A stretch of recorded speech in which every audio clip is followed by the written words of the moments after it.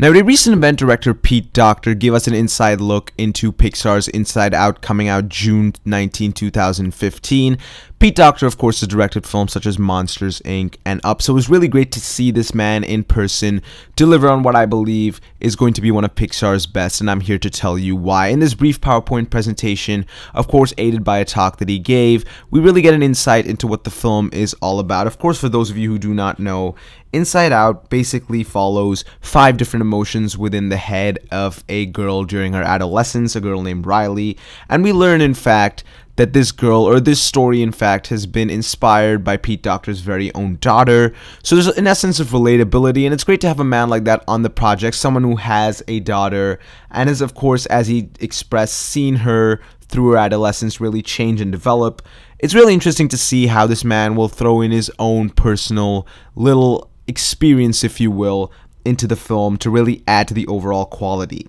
Now, with regards to casting actors and voice, it was really interesting to see how they went about it. The fact is, they animated several different characters that they had after the designing process, of course, added voice clips of, say, Lewis Black to the character that he ultimately plays, and really managed to then see whether it was a good fit or not, and then approach the actors. And the process that he really delves into is interesting, which I will follow up with a description of the first 5 minutes and an ultimate Q&A that he went through.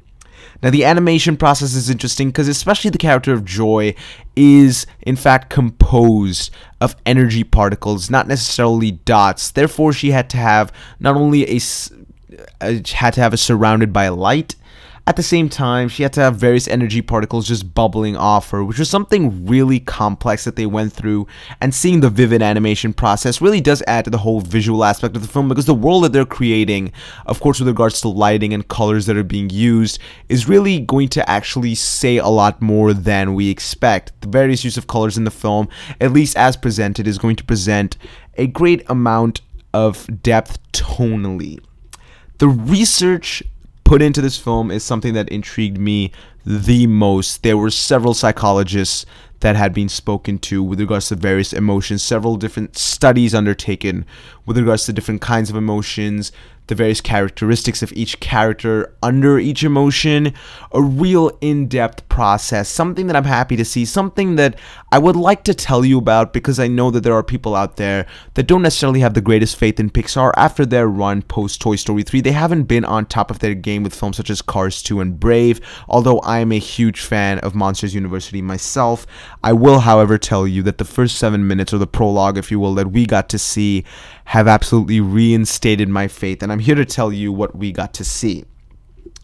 It begins with a basic question of what goes on inside your head, and then we see Riley from birth, growing up until her adolescence, in a beautiful montage sequence reminiscent to that of Up, if you will, when you see the couple grow old together. You get to see how the emotions of first joy come about, and then suddenly later emotions are introduced through the course of her life.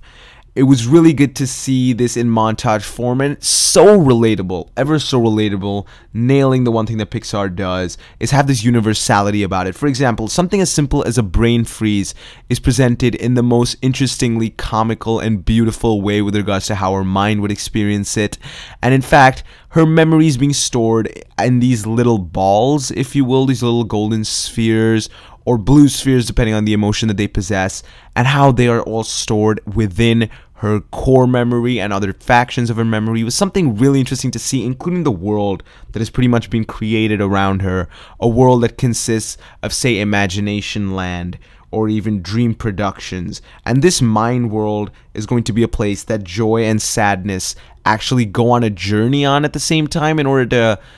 we're not sure yet, but perhaps bring about a change in Riley's mind or save some of her memories. That's what I know based on the trailers and the brief amount of detail given. They, of course, did not reveal a whole lot, but to see Riley grow up in this montage, this beautiful montage that I can certainly tell you had some of the funniest moments I've seen, not just in recent times, but in Pixar's history, to have those moments within the first 7 minutes alone, in something that really gave me chills simply because of how much I related to it, simply because of how real it felt, and simply because of how much it reinstated my faith in the brand of Pixar, and in the fact that this film coming out in just the next few months can possibly be one of the best of the year. It has that potential after I've seen the first 7 minutes, ladies and gentlemen, and I certainly have to say that by all means, this is not a film to be missed out on. I don't want to give too many details about the first 7 minutes, but the vivid creation of the world, the introduction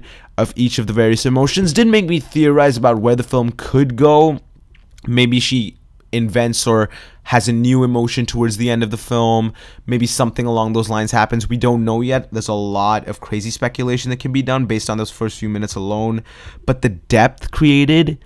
the incredible introduction of the characters via the most minor of details, something that Pixar is known for, has been reintroduced. Something that makes me beyond happy, over the moon to see Inside Out. Furthermore, Pete Docter did definitely talk about other aspects with regards to making the film. It's a 5-year process to get this film done, and most Pixar films with regards to storyboarding, in fact inventing the story, ultimately a year and a half in, getting a first draft, constantly developing, crazy collaborations with people working on their own projects, calling one another in. The beauty of getting these people to work together at Pixar is something in the collaborative process that has really added to the quality of the films in the past. Finally, in a Q&A, while he did address the fact that he has quote-unquote no idea about the Pixar theory, of course he's probably heard about it and thinks it's complete bogus and therefore just shrugged it off, but he really spoke of the passion that he puts into this project. And in fact, he says that the portion that he's doing now with regards to marketing